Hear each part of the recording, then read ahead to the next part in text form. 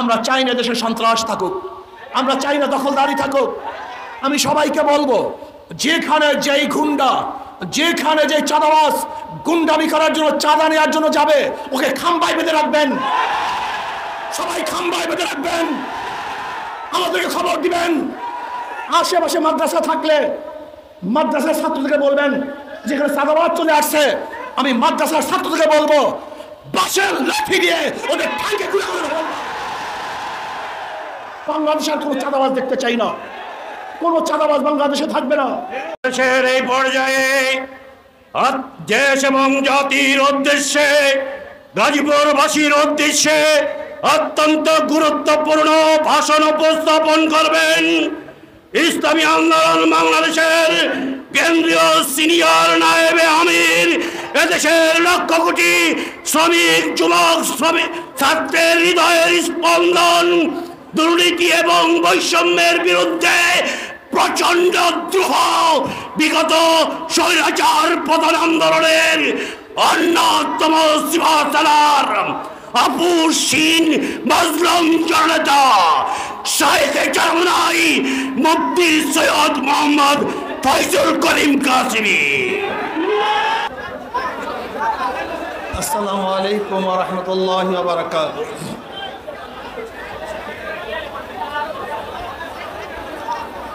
নাহমাদু ওয়া সাল্লি আলা রাসূলিল কারীম, আম্মা বাদ।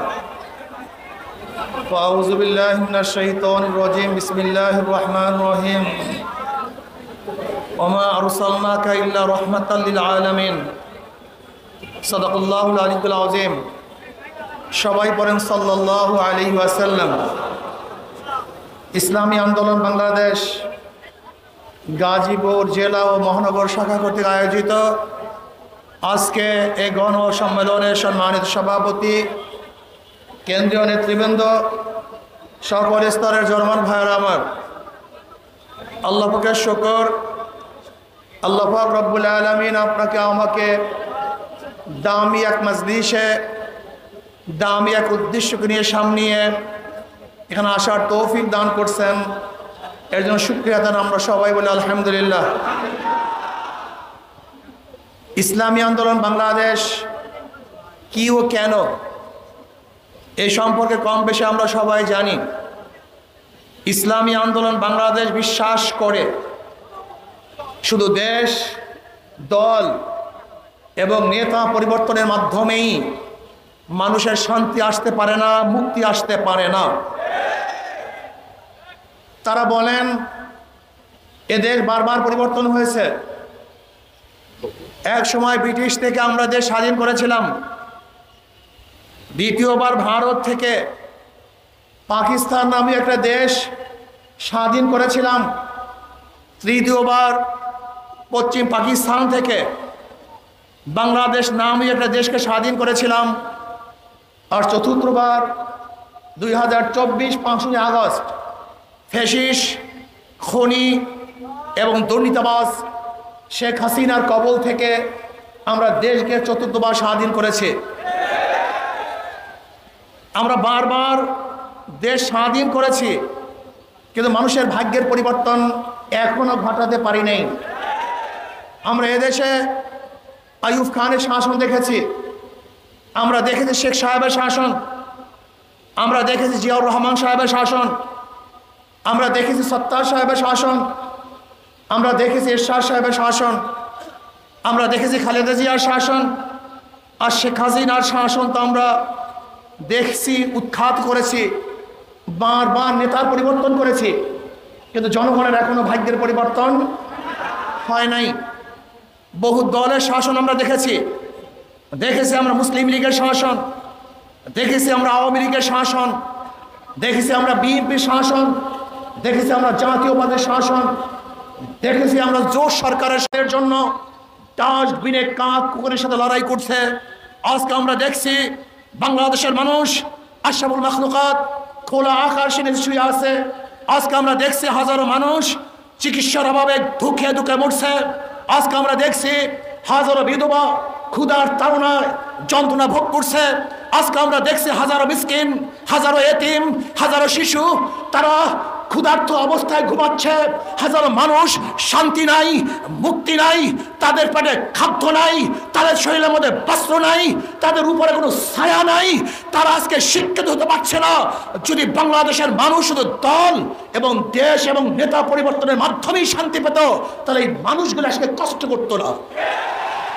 কিন্তু কেন কষ্ট করতেছে? কারণটা কোথায়? আজকে হাজারো মেধাবী রিক্সাওয়ালা, শ্রমিক, কুলি, মজদুরের সন্তান মেধাবী, কিন্তু তারা ক্যামব্রিজ, অক্সফোর্ডে, হার্ভার্ডে, বড় বড় ইউনিভার্সিটিগুলিতে, রিয়াদ ইউনিভার্সিটিতে পড়তে পারছে না। কারণটা কোথায়? এর কারণটা কি? আজকে হাজারো মিসকিন, হাজারো বিধবা তারা ক্ষুধার চালনায় অজরে পানি, চোখের পানি ঝরাচ্ছে, কিন্তু তাদের মুখের মধ্যে খানা তুলে দেওয়ার মতো কোনো ব্যক্তি আমরা দেখছিলাম। আজকে হাজারো নির্দোষ আসামিরা কোর্টের মধ্যে ঘুরছে সুবিচার পাওয়ার জন্য, ন্যায্য বিচার পাওয়ার জন্য, কিন্তু ন্যায্য বিচারের অভাবে হাজারো মাজলুম আজকে জেলখানায় ধুকে ধুকে মরছে, ফাঁসিতে ঝুলছে, কিন্তু তাদের পাশে আমরা দাঁড়াতে কেন পারছি না? এর কারণটা কোথায়? আজকে 92% মুসলমানদের দেশে মুসলমানরা বুক ফুলিয়ে কথা বলতে পারছে না। আজকে মুসলমানদের দেশে দাড়ি রেখে হাজারো জায়গায় চাকরি হয় না। আজকে মুসলমানদের দেশে হাজারো জায়গায় টুপি পরে চাকরি করতে পারছে না। আজকে হাজারো আমার মা এবং বোনেরা বোরখা পরার কারণে তাদের চাকরি হচ্ছে না। আজকে হাজারো মুসলমানেরা দাড়ি এবং টুপি রাখার কারণে ইউনিভার্সিটির মধ্যে ভর্তি করতে পারছে না। দেখতে হবে, বুঝতে হবে। আজকে জালেমরা ইসলামী ফুবিয়ার নামে ইসলামকে ধ্বংস করার চক্রান্ত করতেছে। এটা আমরা বাংলাদেশের মানুষ মানতে পারি না। আমার যুবক বাবারা, তোমরা কি দেখেছো? এই 5ই আগস্টের পরে যে বৈষম্য বিরোধী আন্দোলন করেছিলাম, সংগ্রাম করেছিলাম, মানুষকে মুক্তি দেব, মানুষের কল্যাণ করব, সেই সমস্ত নির্যাতিত মানুষের মুখের মধ্যে হাসি ফুটাবো, যারা ক্ষুধার্ত তাদের ক্ষুধা নিবারণ করব, যারা বস্ত্রহীন তাদের বস্ত্রের ব্যবস্থা করব, যারা গৃহহীন তাদেরকে গৃহের ব্যবস্থা করব, যারা অসুস্থ অবস্থায় চিকিৎসাবিহীন ধুকে ধুকে মরছে তাদেরকে সুচিকিৎসার ব্যবস্থা করব। কিন্তু আমরা কি দেখলাম? আবারও লুট, আবারও দখলদারি, আবারও চাঁদাবাজি, আবারও গুন্ডামি, আবারও বদমাশি। এর জন্য ছাত্র জনতা জীবন দেয় নাই, এর জন্য ছাত্র জনতা রক্ত দেয় নাই, এর জন্য আমার ভাইয়েরা পঙ্গু হয় নাই। আমরা চাই না দেশে সন্ত্রাস থাকুক, আমরা চাই না দখলদারি থাকুক। আমি সবাইকে বলবো, যেখানে যেই গুন্ডা, যেখানে যেই চাঁদাবাজ গুন্ডামি করার জন্য, চাঁদা নেওয়ার জন্য যাবে, ওকে খাম্বায় বেঁধে রাখবেন। সবাই খাম্বায় বেঁধে রাখবেন, আমাদেরকে খবর দিবেন। আশেপাশে মাদ্রাসা থাকলে মাদ্রাসার ছাত্রদেরকে বলবেন, যেখানে চাঁদাবাজ চলে আসছে, আমি মাদ্রাসার ছাত্রদেরকে বলবো, বাঁশের লাঠি দিয়ে ওদের ঠাইকে খুলে খুলে ফেলবো। বাংলাদেশের কোনো চাঁদাবাজ দেখতে চাই না, কোনো চাঁদাবাজ বাংলাদেশে থাকবে না। আজকে মাদ্রাসার ছেলেরা, তোমরা মুজাহিদ, তোমরা সাহসী, তোমাদের বুকের মধ্যে কলিজার মধ্যে ঈমান লালন করো, তোমরা নির্ভীক, তোমরা কাকে ভয় করবা? মুসলমান মুমিন একমাত্র আল্লাহ ব্যতীত কাউকে ভয় করে না। একমাত্র মুমিন ভয় করে কাকে? ওয়ালা তাখশাউন নাস ওয়াখশাউনি।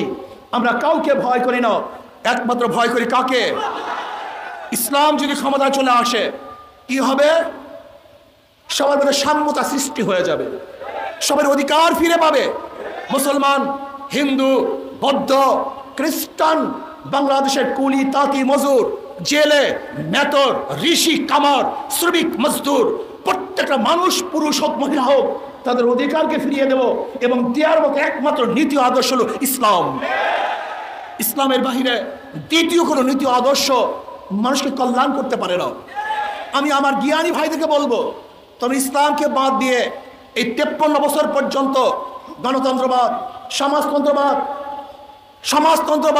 গণতন্ত্রবাদ, জাতীয়তাবাদ আর ধর্ম নিরপেক্ষতাবাদের মাধ্যমে মানুষকে বারবার মিথ্যা আশ্বাস দিয়েছ, মানুষকে বারবার মিথ্যা গমন করেছ যে এই নীতি আদর্শের মধ্যে মানুষের শান্তি। কিন্তু আমরা কি দেখলাম?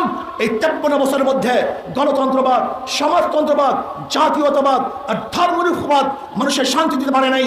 আমরা দেখেছি সোনার বাংলা, আমরা দেখেছি নতুন বাংলা, আমরা দেখেছি সবুজ বাংলা, আমরা দেখেছি ডিজিটাল বাংলা, এবার দেখবো ইসলামী বাংলা ইনশাআল্লাহ। ডিজিটাল বাংলা মানুষকে শান্তি দিতে পারে নাই, নতুন বাংলায় মানুষকে শান্তি দিতে পারে নাই, সবুজ বাংলায় মানুষকে শান্তি দিতে পারে নাই। আসো এবার সম্মিলিতভাবে ইসলামী বাংলা করব, যেই বাংলায় প্রত্যেকটা মানুষের অধিকারকে ফিরিয়ে দিবে, সমস্ত মানুষ শান্তি ভোগ করতে পারবে ইনশাআল্লাহ।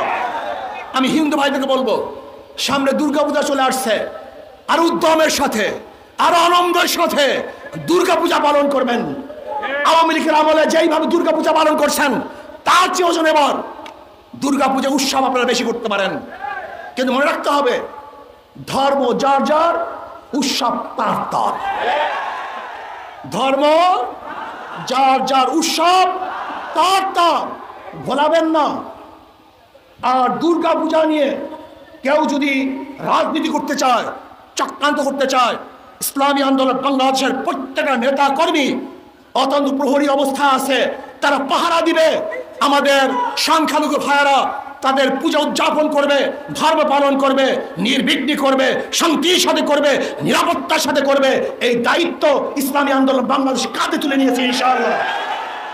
ভাইয়েরা আমার, ইসলামী আন্দোলন বাংলাদেশ শান্তির এক সংগঠন। অনেক মানুষই আছেন ভদ্র, যোগ্যতা সম্পন্ন, জ্ঞানী, গুণী, কিন্তু তারা রাজনীতিতে আসে না কেন? ঘুণে ধরা রাজনীতি, পচা রাজনীতি, নষ্ট রাজনীতি তারা আসতে চায় না। আমি ওই সমস্ত ভদ্র ভাইদেরকে বলবো, আপনি যদি লুকিয়ে থাকেন, এখানে না আসেন, তাই লুচ্চা এবং গুন্ডা বদমাশেরা এই জায়গাকে দখল করে নেবে। এজন্য আসুন, যারা ভালো, ভদ্র, জ্ঞানী, আপনারা এই ময়দানে আসলে কোনো বদমাশরা এখানে থাকতে পারবে না, পালাতে বাধ্য হবে ইনশাআল্লাহ। এই জন্য সবাইকে অনুরোধ করবো, আসুন ভদ্র মানুষগুলি, যারা হিরুক তুল্য, মানিক তুল্য, মুক্তা তুল্য, আর নাসু মাআদিনু কামাআদিন যাহাবি আল ফুদ্দা, খেয়ালুন ফিল জাহিরাতে খেয়ালুন ফিল ইসলাম ইজা ফাকিহু, যারা বিশাল বিশাল জ্ঞানের ভান্ডার নিয়ে বসে আছেন, আদর্শ নিয়ে বসে আছেন। আমরা চাই ইসলামী আন্দোলনের পতাকা ঐক্যবদ্ধ হয়ে একসাথে এই দেশটাকে গড়ব, এই জাতিকে গড়ব। ইসলাম, দেশ এবং মানবতার জন্যই ইসলামী আন্দোলন বাংলাদেশ রাজনীতি করে। এই ছায়াতলে সবাইকে ঐক্যবদ্ধভাবে আসার অনুরোধ রেখে জালেম মুক্ত এক দেশ গড়ার জন্য, যেখানে থাকবে না কোনো বৈষম্য, সেই বৈষম্যহীন এক দেশ গড়ার জন্য আপনাদের সবাইকে দাওয়াত রেখে, উদাত্ত আহ্বান রেখে আজকের বক্তৃতা এখানেই শেষ করছি। আল্লাহ হাফেজ।